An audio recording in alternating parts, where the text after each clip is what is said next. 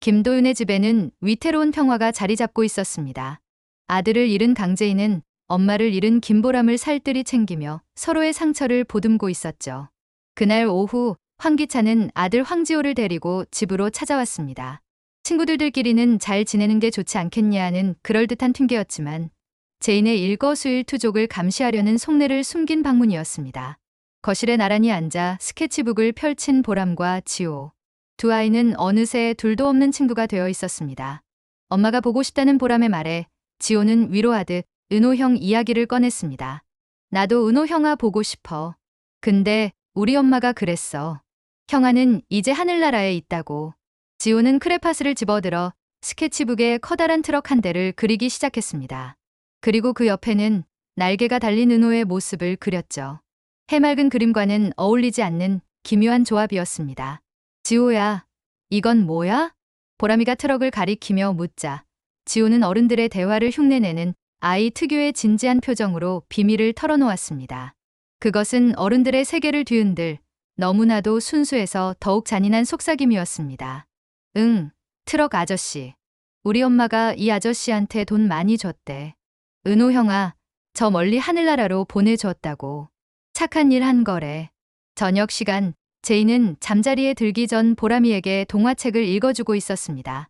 보람이는 낮에 있었던 일이 생각난 듯 제인에게 물었습니다. 아줌마, 근데요? 하늘나라는 돈 주고 가는 거예요? 지호 엄마는 착한 사람이죠. 제인의 손이 동화책 위에서 그대로 멈췄습니다. 제인은 애써 미소를 지으며 무슨 이야기인지 되물었고 보람이는 지호가 했던 말을 그대로 전해주었습니다. 제인의 눈앞이 아찔해졌습니다. 단순 사고, 끔찍한 불운이라고만 생각했던 그날의 비극. 횡단보도를 건너던 아들의 작은 모습과 미친 듯이 달려오던 트럭의 이미지가 파편처럼 머릿속을 스쳐 지나갔습니다. 그리고 그 모든 조각들이 강셀이라는 이름 아래 끔찍한 그림으로 맞춰지기 시작했습니다. 친구의 얼굴을 하고 자신의 모든 것을 탐냈던 여자. 설마 내 아들까지도. 제인의 얼굴에서 핏기가 사라졌습니다. 그녀의 눈동자가 공포와 분노로 흔들리기 시작했습니다. 그것은 단순한 의심이 아니었습니다. 모든 것을 잃은 여자의 직감, 아들을 잃은 엄마의 본능이 외치고 있었습니다.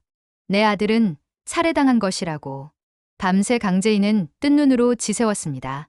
끔찍한 의심은 시간이 지날수록 선명한 확신이 되어 심장을 얼어붙게 만들었죠.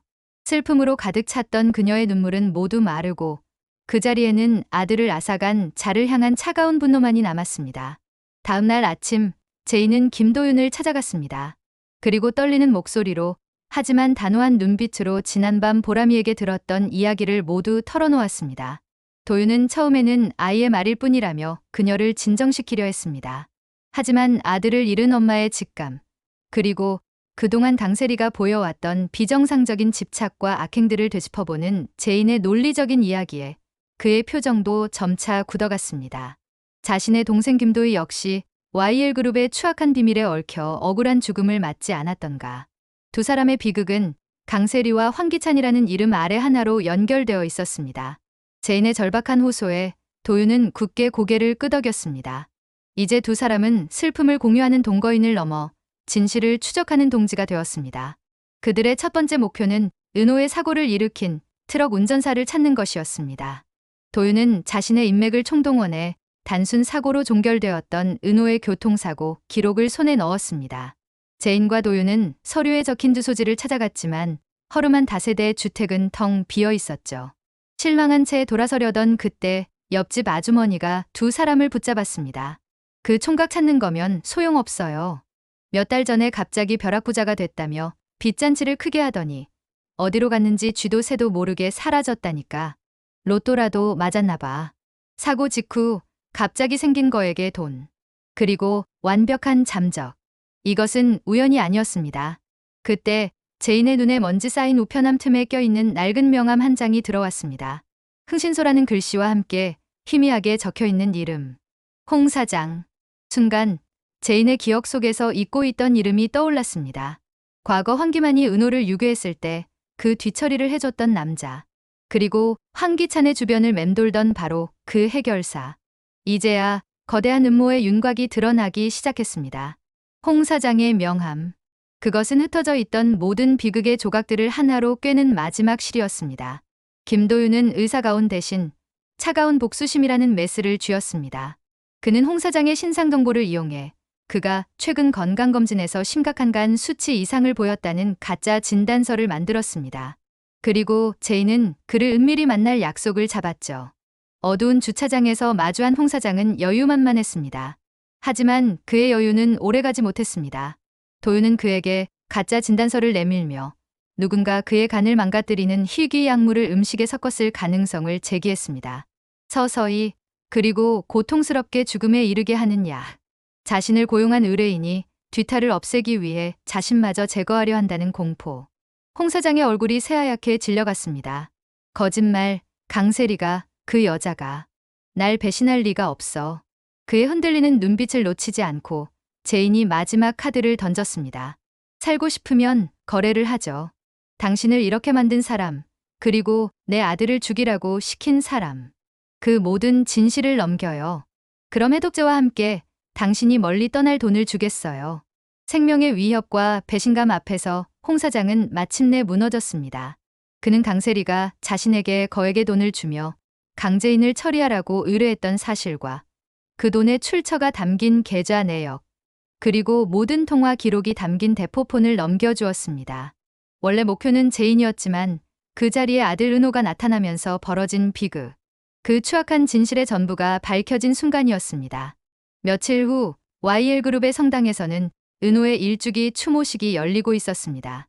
새하얀 국화꽃들 앞에서 황기찬과 강세리는 누구보다 슬픈 표정으로 가증스러운 눈물을 흘리고 있었죠. 바로 그 순간 성당의 무거운 문이 열리고 제인과 도윤이 들어섰습니다. 모든 이의 시선이 집중된 가운데 제인은 조용히 마이크를 잡았습니다. 오늘 제 아들 은호의 억울한 죽음에 대한 진실을 밝히려고 합니다. 그녀의 말이 끝나기 무섭게 성당 안에는 한 남자의 목소리가 서늘하게 울려 퍼졌습니다. 홍 사장의 목소리였습니다. 강세리, 그 여자가 시켰습니다. 원래 타겟은 강제인이었습니다. 아이가 아니었다고요. 그 자리에 아이가 나타날 줄은 정말 몰랐습니다. 녹음된 진실 앞에서 강세리는 비명을 지르며 모든 것을 부정했습니다. 하지만 이어 스크린에 떠오른 그녀의 계좌에서 거액이 홍 사장에게 흘러 들어간 거래 내역은 그녀의 마지막 발버둥마저 가로막았습니다. 황기찬은 멍하니 스크린과 강세리를 번갈아 쳐다보았습니다. 자신의 아내가 아들을 죽음으로 내몬 원수였다는 사실을 믿을 수 없다는 듯 그의 동공은 걷잡을 수 없이 흔들렸습니다. 모든 것이 폭로되고 아수라장이 된 그 순간 성당의 문이 다시 열리고 경찰들이 들이닥쳤습니다. 망연자실한 채 주저앉은 강세리의 앞으로 제인이 다가와 차갑게 속삭였습니다. 강세리, 이건 시작일 뿐이야. 내 아들이 겪었던 고통, 이제부터 내가 천천히 그리고 전부 다 돌려받게 될 테니까. 이제 모든 진실이 밝혀졌습니다. 강세리와 황기찬의 운명은 어떻게 될까요? 여러분의 생각을 댓글로 공유해 주세요.